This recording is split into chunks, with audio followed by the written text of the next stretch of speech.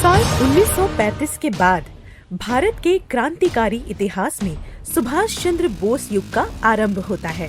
सुभाष अपने छात्र जीवन में राष्ट्रवादी विचार से ओतप्रोत एक जुझारू नेतृत्व क्षमता का परिचय दे रहे थे। इस प्रतिभाशाली युवक का जन्म कटक के संपन्न परिवार में हुआ था। वह जानकी दास बोस एवं प्रभा देवी के संतान थे।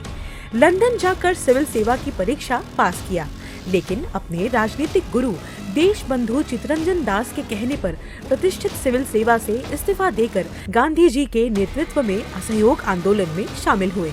बाद में चौरी चौरा कांड के कारण असहयोग आंदोलन के स्थगित करने के मुखर विरोधी हो गए। इतिहासकार इस बात पर एकमत है कि वर्ष 1929 में जवाहरलाल नेहरू के नेतृत्व में कांग्रेस ने रावी तट पर पूर्ण स्वतंत्रता का जो संकल्प लिया था, वह सुभाष जैसे युवा नेताओं के दबाव में लिया गया था, क्योंकि ये वो दौर था जब चंद्रशेखर आजाद, भगत सिंह के हिंदुस्तान रिपब्लिकन आर्मी ने भारत के युवाओं में राष्ट्रवादी तेवर को उद्वेलित कर दिया था। ये लाजमी था कि कांग्रेस भी अब समझौतावादी रवैया छोड़कर भारतीय मनस्विता को समझे। साल 1938 के हरिपुरा अधिवेशन में सुभाष चंद्र बोस कांग्रेस के अध्यक्ष निर्वाचित हुए। एक जोशीले भाषण के द्वारा तत्कालीन नेतृत्व की मानसिकता के समझोर दिया।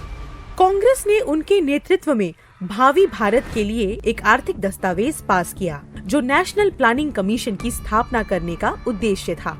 कहा जाता है कि इसमें कुछ ऐसे सिद्धांत थे जो गांधी के स्वावलंबन पर आधारित कुटीर उद्योग से मेल नहीं खाते थे।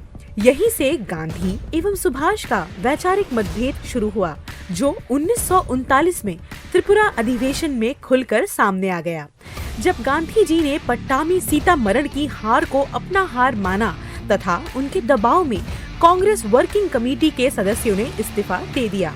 सुभाष के पास कांग्रेस छोड़ने के अलावा कोई और विकल्प नहीं था। अंत में सुभाष ने कांग्रेस से इस्तीफा देकर फॉरवर्ड ब्लॉक बना लिया तथा यह अनुभव किया द्वितीय विश्व युद्ध की परिस्थितियों का ब्रिटिश सत्ता के खिलाफ लामबंद करने का उचित अवसर आ गया है।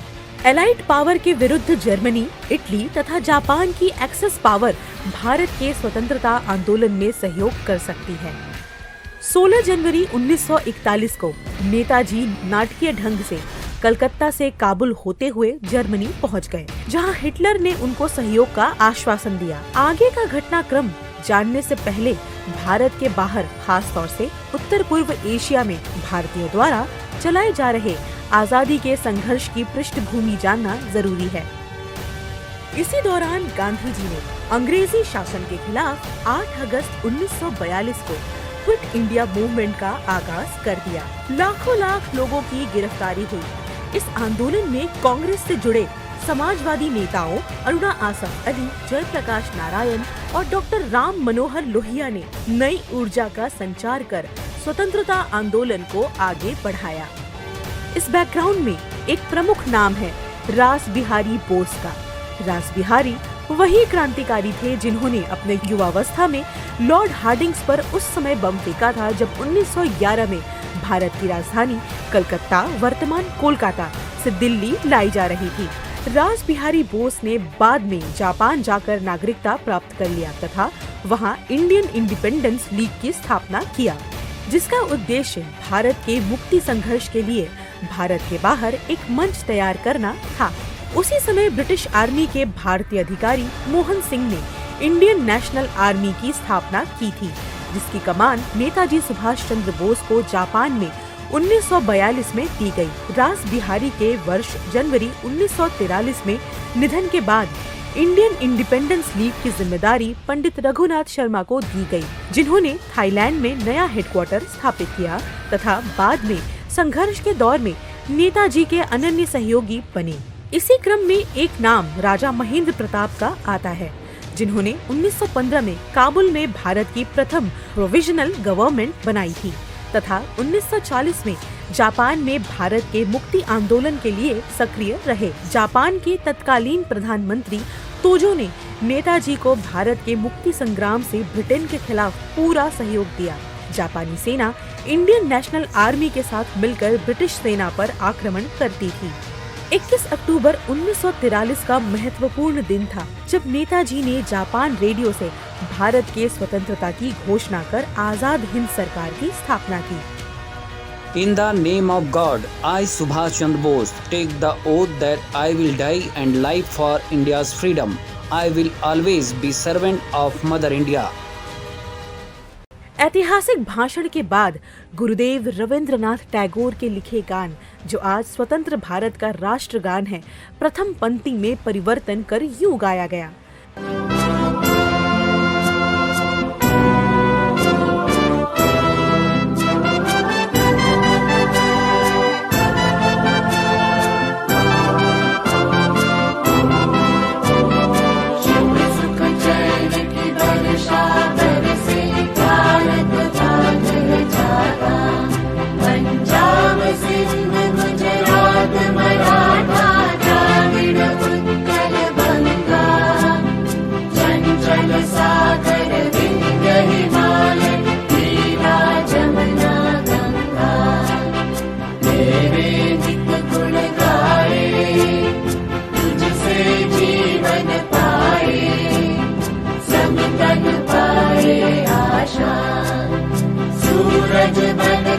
जग पर चमके भारत नाम सुहागा।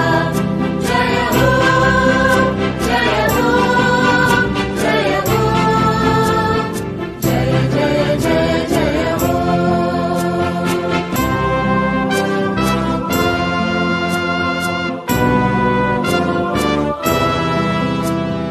सबके दिल में प्रीत बसाए तेरी मीठी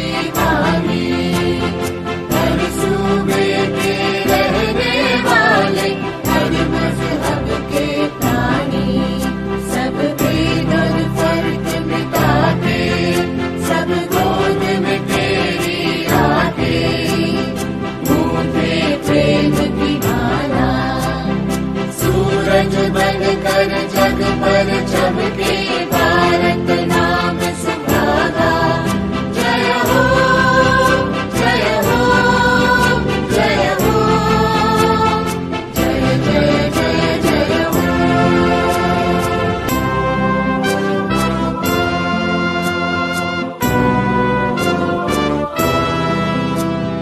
सुबह सवेरे पंख पखेरू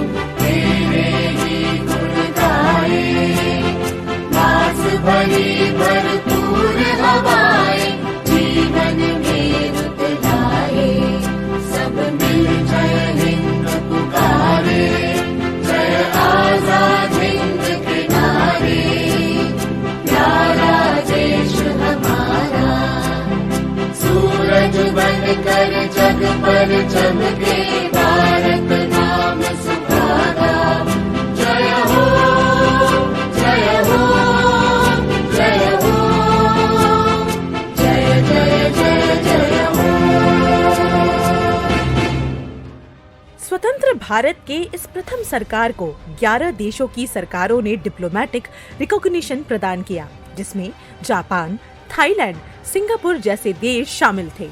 इंडियन नेशनल आर्मी समकालीन दुनिया की उन सेनाओं में है जिन्होंने फ्रंटलाइन महिला ब्रिगेड रानी झांसी रेजिमेंट बनाया था। इसी रेजिमेंट में कानपुर की डॉक्टर लक्ष्मी सहगल जैसे नाम शामिल थे। जापानी सैनिकों के सहयोग से इंडियन नेशनल आर्मी ने अंडमान निकोबार को आजाद करा लिया। वहाँ वर्ष 1943 के नवंबर महीने में नेताजी ने उन दोनों द्वीपों का नाम क्रमशः शहीद तथा स्वराज्य रखा गया। वर्ष 1945 तक चले इस युद्ध में खराब मौसम, सैनिकों साजो सामान की कमी के कारण बर्मा तथा इम्फाल में इंडियन नेशनल आर्मी को ब्रिटिश अमेरिकन फौज के सामने पीछे हटना पड़ा तथा हिरोशिमा नागासाकी पर अमेरिका द्वारा गिराए गए एटम बम, जिनमें लाखों निर्दोष नागरिकों को जान गंवानी पड़ी। जापान को अलायंस फोर्सेस के आगे हार स्वीकार करनी पड़ी तथा साथ ही भारत को शासन संघर्ष के जरिए मुक्त कराने का नेताजी का स्वप्न अधूरा रह गया, जो बाद में सत्ता के हस्तांतरण यानी ट्रांसफर ऑफ पावर के जरिए 15 अगस्त 1947 को साकार हुआ। 18 अगस्त 1945 को कथित रूप से फार्मोसा के हवाई जहाज टेक ऑफ करते हुए दुर्घटनाग्रस्त हो गया, जिसमें नेताजी का निधन हो गया। रानी झांसी ब्रिगेड की आशा सेन, जो उनके अनन्य सहयोगी आनंद मोहन सहाय की बेटी थी। सहाय वही राष्ट्रवादी थे जिनके सहयोग से नेताजी तत्कालीन जापानी नेताओं से मिलकर सैन्य सहयोग मांगा था। अपनी बायोग्राफी द वार डायरी में आशा सेन ने लिखा है कि बोस ने स्वामी विवेकानंद के विचारों को बखूबी पढ़ा था। वह रामकृष्ण मिशन में आया जाया करते थे। अपने जापान प्रवास के दौरान अपने पास भगवत गीता तथा तुलसी की माला रखते थे। अपने प्रथम संबोधन में उन्होंने अपने को भारत माता का सेवक कहा था। आगे आशा सेन लिखती हैं कि हम सभी सैनिक जय हिंद कहकर आपस में अभिवादन करते तथा गुरिल्ला वार के दौरान सैनिकों को दिल्ली चलो कहकर प्रोत्साहित करते थे। यह प्रश्न आज भी अनुत्तरित है कि नेताजी एवं क्रांतिकारियों को इतिहास में वह स्थान मिल पाया अथवा नहीं जिसके वे हकदार थे। वामपंथी इतिहासकार एक्सेस पावर के साथ गठबंधन के कारण उन्हें फासिस्ट की संज्ञा देते हैं, लेकिन ऐतिहासिक विवेचन मात्र एक खास वैचारिक नजरिए से करना अनुचित होता है। द्वितीय विश्व युद्ध समाजवाद एवं फासीवाद के बीच का युद्ध नहीं था, वरन साम्राज्यवाद यानी इंपीरियलिज्म के वर्चस्व की लड़ाई थी। इसका फायदा उठाकर भारत को मुक्त कराना ही नेताजी का उद्देश्य था। साल 1955 के फरवरी माह में बीबीसी को दिए गए इंटरव्यू में डॉक्टर B.R. अम्बेडकर ने यह रहस्य उद्घाटन किया कि इंडियन नेशनल आर्मी के दबाव में ब्रिटेन के तत्कालीन प्रधानमंत्री को भारत छोड़ने का निर्णय लेना पड़ा। कैबिनेट मिशन का दौरा उसी का परिणाम था। शायद डॉक्टर अम्बेडकर का एक दूसरा इशारा वर्ष 1946 के रॉयल नेवल आर्मी के विद्रोह की ओर भी था, जिसने साम्राज्य के ताबूत में आखिरी कील ठोक दिया। लेकिन उसी साल के अंत में बाबा साहब के निधन से उनकी आत्मकथा लिखने की चाह पूरी नहीं हुई तथा भारतीय स्वतंत्रता के इतिहास से रहस्य का पर्दा उठ नहीं पाया। क्रांतिकारी धारा का योगदान भारत की आजादी में कितना महत्वपूर्ण रहा है।